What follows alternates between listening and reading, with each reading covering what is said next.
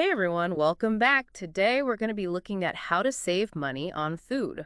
Oh, yeah, food. Such a big part of everyone's budget. It really is. Like the Bureau of Labor Statistics says people spend what, like 12 or 13% of their whole budget on food? Yeah, 12 to 13%. That's a lot. Like more than you think when you first hear it. Way more. We're going to be looking at this guide, Cutting Food Costs, to try and figure out how to spend less. Sounds good. This guide is great. Yeah. What's one of the things you think is most important in there? Well, meal planning is something they talk about a lot, Yeah. and it really makes a difference. Meal planning. I feel like I'm always rushing at the last minute to figure out what to eat. Yeah, I get that. But even just a little planning can help. Like how so? Well, you know how it is. You go to the store without a Yeah. plan and end up buying a bunch of stuff you don't need. Oh, totally. Happens to me all the time. Impulse buys. Exactly. And then half of it ends up going bad in the fridge. Ugh, yeah. Okay, so meal planning. But does that mean, like, I have to know exactly what I'm eating every night of the week? Not necessarily. You can keep it flexible. The guide actually talks more about planning around ingredients. Like how? Okay, so let's say you buy a big container of yogurt, right? Mhm. Think about different ways you can use that yogurt throughout the week. You could have it for breakfast, but also use it in smoothies, sauces, maybe even baking. Ah, so it's more about making sure I use everything I buy rather than being stuck with specific recipes. Exactly. I like that. What else is in this guide? Well, they talk a lot about coupons. Coupons. I haven't used a coupon in ages. They can really add up, though, especially if you use both manufacturer's coupons and store coupons together. Wait, hold on. Double coupons? Is that even a thing? Oh, yeah. Let's say you have a manufacturer's coupon for $3 off diapers, Okay. and the store is running a buy two, get one free deal on those same diapers. Oh, wow. You combine those two, and you're saving a ton. Okay, that makes sense. But who has time to go through all those coupons? Well, that's where technology comes in. You've got coupon apps and websites that do all the searching for you. Really? Plus, most grocery stores have apps now where you can find digital coupons and see the weekly sales. Oh, I should probably download those apps. Definitely. It's worth checking out. So coupons, meal planning, what about just like making a list? The classic shopping list. Honestly, one of the best tools. I know, I know. But do you actually make a list every time you go to the store? I try to. It really does help you resist those impulse buys. You think so? I always end up grabbing extra stuff I don't need. I know, those tempting displays get me every time. But that's where the list comes in. Keeps you focused. So like, what if I still buy extra stuff even with a list? Any advice for that? Well, you could try those rebate apps. You take a picture of your receipt, and they give you cash back or points. Wait, so I can get money back even for impulse buys? Yeah, some of them work that way. And they often link with grocery store apps, so it's super convenient. Okay, that's kind of cool. I'm going to look into those for sure. But now let's talk about the thing that I think really messes up my food budget. Eating out. Oh yeah, dining out can definitely be a budget killer. It's just so easy and fun. I know it is. But did you know the average person spends something like 43% of their food budget on dining out? Seriously? That much? According to the BLS, yep. Whoa. Okay, so we need to figure out a way to do that less. But like, sometimes you just don't feel like cooking right. Totally. The guide actually talks about setting a separate budget for dining out. That's smart. Like a little fun money just for restaurants. Yeah, so you can still enjoy it without overspending. I like that. I also try to do some research before picking a place, like checking Yelp or OpenTable to see prices. Oh, that's a good idea. Plus, you can see reviews that way, too. Right. Also, you can sometimes find deals on Groupon or Living Social. Oh, true. Those can be really good. So we talked about planning meals, using coupons, and not eating out so much. What about the actual cooking part? Well, the guide talks a lot about cooking from scratch. It's almost always cheaper than buying prepackaged or convenience foods. I know, but sometimes those convenience foods are so tempting. Oh, for sure. But think about something like baking cookies. Making them from scratch is way cheaper than using a mix, and you can control the ingredients. I guess I could try to do some meal prep on the weekend so I have stuff ready to go during the week. That's a great idea. Chopping Yeah. veggies, cooking grains in advance, stuff like that. Yeah, I should probably do that more often. Speaking of prepping, what about buying in bulk? Ooh, that's a tricky one. Sometimes it saves money, but sometimes it can actually lead to more waste. Yeah, tell me about it. I have a whole shelf in my pantry dedicated to bulk buys that I never finished. The key is to only buy in bulk if you know you'll use it all before it goes bad. True. Or if I had a bigger freezer. Uh-huh. Exactly. Freezing is your friend when it comes to saving money and reducing waste. It's like pausing time on your groceries. Okay, so we covered a lot of ground here. Meal planning, coupons, dining out, even buying in bulk. What's next on our list? Well, in the next part of our deep dive, we'll be looking at some alternative places to buy food that might surprise you.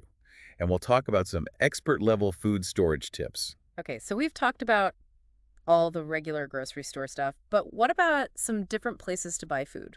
Well, the guide mentions farmers markets and CSAs a lot. Farmers markets. I always feel like I don't know what I'm doing at those. I know what you mean. But honestly, most vendors are really helpful. Are they? Yeah, they're happy to answer any questions you have. Plus, the produce is usually super fresh. So it's not just about saving money. Not necessarily. It's about getting higher quality stuff sometimes. And supporting local farmers, too. That's a good point. What about those CSAs? How do those even work? Basically, you subscribe to a farm, and they deliver a box of produce to you each week. Oh, so it's like a subscription box for veggies. Kind of. You get a variety of seasonal fruits and veggies.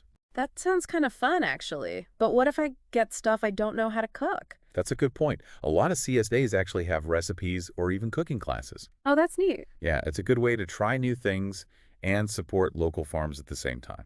Okay, I'm sold on that. But what if I want to buy organic stuff? That's always so expensive. Well, the guide mentions growing your own, if you have the space. Growing my own. I'm not exactly a master gardener. You don't have to be. Start with a few herbs or easy veggies. There are tons of resources online. So if I kill those, it's not a big deal. Well, try not to kill them. But yeah, starting small is a good idea. Okay, that makes sense. And if all else fails, I guess I can just shop around at different grocery stores. Yeah, you never know where you might find a good deal.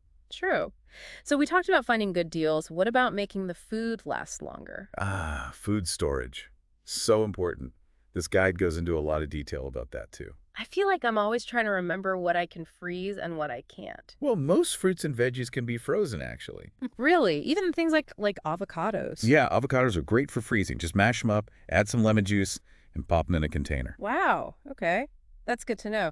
What about bananas? Bananas are a little trickier. They get mushy when you thaw them, but they're still good for smoothies or baking. Yeah, that makes sense. What about leftovers? Like, can you freeze cooked food? Oh, for sure. Casseroles, soups, stews, even cooked grains like rice or quinoa. So pretty much anything. Pretty much. Just make sure you cool it down completely before freezing and use freezer-safe containers. Cool. I need to get better about using my freezer. It really is a lifesaver. Yeah. Helps you save money and avoid waste. Right. But sometimes stuff still ends up getting lost in the back of the fridge. What about that? Oh yeah, well, that's when you have to use your senses. The sniff test. If it looks or smells bad, just toss it. Better safe than sorry, right? Exactly. Yeah.